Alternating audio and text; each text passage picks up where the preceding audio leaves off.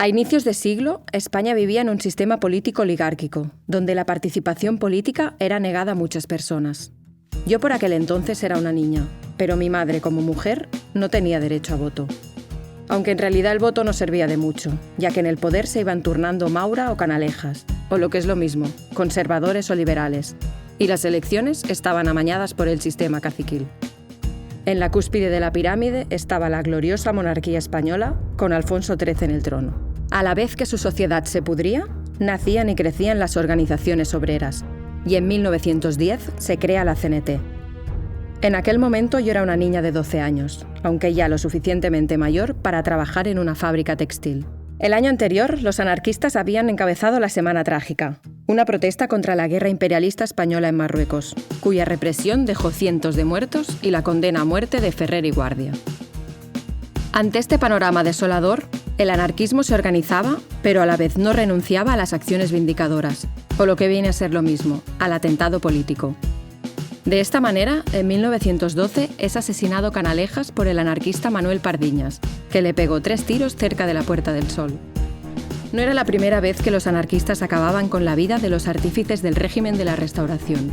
E incluso su creador, Cánovas del Castillo, murió asesinado en 1897 por el anarquista italiano Angio Lillo.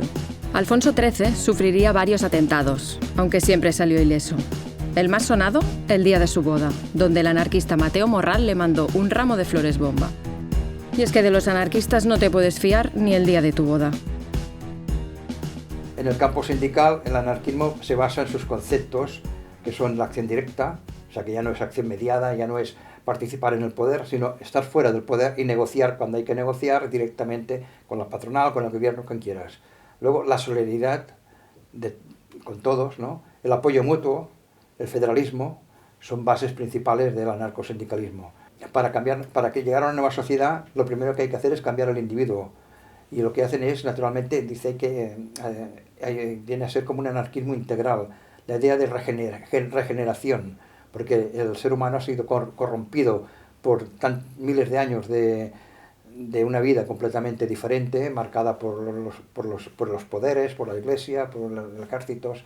Aparecen diversas asociaciones que ya lo que intentan es, diríamos, regenerar al ser humano a través de que lleve una vida normal, armónica con sí mismo y con la naturaleza, o sea, respetando la naturaleza, respetando a unos seres a otros, a la mujer, a los niños, a todo el mundo, ¿no?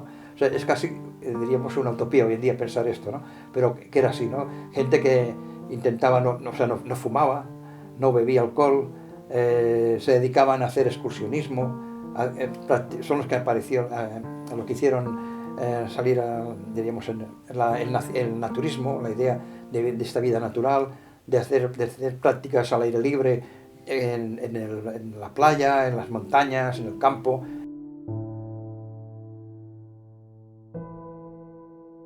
España permaneció neutral durante la Primera Guerra Mundial, y esto había enriquecido a la burguesía, que había vendido material y productos a los diferentes países beligerantes. En la fábrica textil donde trabajaba, no parábamos de coser uniformes de los diferentes países. Daba igual bandos, solo importaba la producción y el mejor precio. Sin embargo, los obreros seguíamos cobrando sueldos de miseria, y una vez acabada la guerra, los precios aumentaron, y con el salario, cada vez costaba más llevar el pan a la mesa. Desde la CNT se llamaba la movilización, y la conflictividad social fue en aumento. Y todo desencadenó en la huelga revolucionaria de 1917, donde la CNT y la UGT van de la mano. En un principio él es socialista, porque su primer patrono era socialista y él incluso se inscribe en el sindicato de los socialistas, la UGT.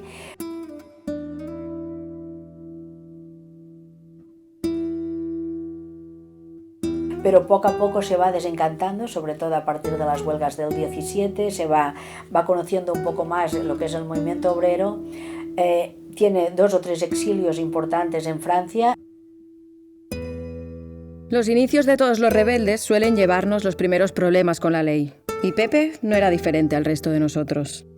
En 1916 ya pasó 15 días en la cárcel por una huelga, y es por eso que tras la huelga del 17, y debido a la presión patronal y policial, marchó a Asturias, a Gijón, donde conoció al anarquista Manuel Benacasa. y de allí pasará casi 2 años en Francia, dedicándose a conseguir recursos para la lucha anarquista y armas.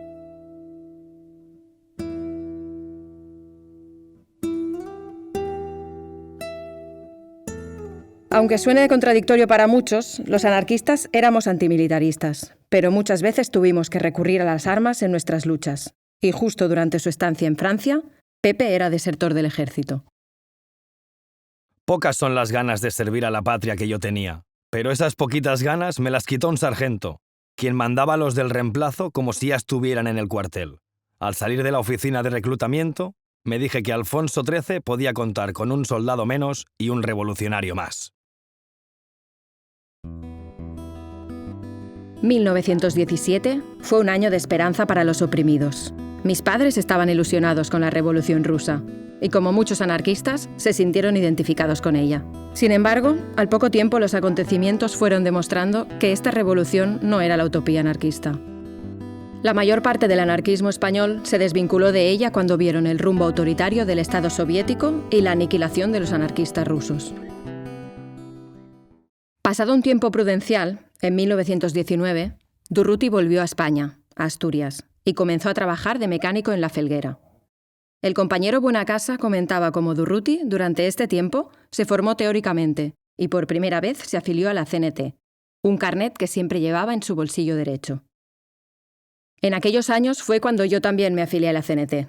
Había conseguido ganar la huelga de la canadiense y tenía casi 1 millón de afiliados, de los cuales gran parte eran en Cataluña.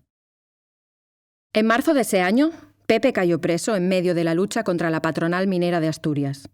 Logró escapar y, junto con otros camaradas, planearon el asesinato del rey Alfonso XIII durante la inauguración del Cursal en San Sebastián. Por aquellos años, los anarquistas ya teníamos experiencia en los regicidios. Durruti se encargó de la adquisición y el almacenamiento de los explosivos, pero el plan fue descubierto y logró escapar a Barcelona.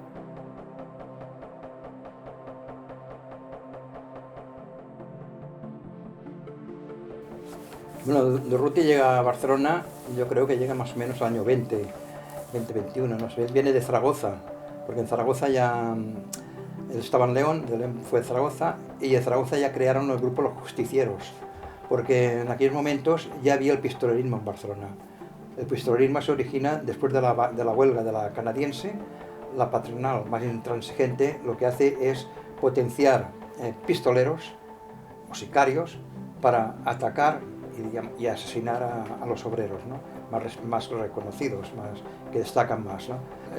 Durruti se afilió al sindicato, si no voy equivocado, del metal, me parece que era, y entonces es cuando estuvieron, sobre todo se reunían en la calle San Pablo, en el sindicato que había de CNT, y allí donde apareció poco después, allí donde empezó a conocer a los que serían luego, formarían los solidarios.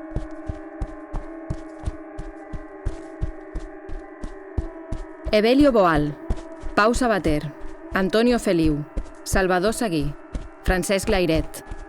Y así hasta más de 200 sindicalistas asesinados entre 1920 y 1923. Rabiosa, visceral, sangrienta. Esta fue la respuesta de la patronal a la victoria de la huelga de la canadiense y la conquista de las 8 horas de trabajo. El miedo a morir asesinado se instauró en las filas anarquistas.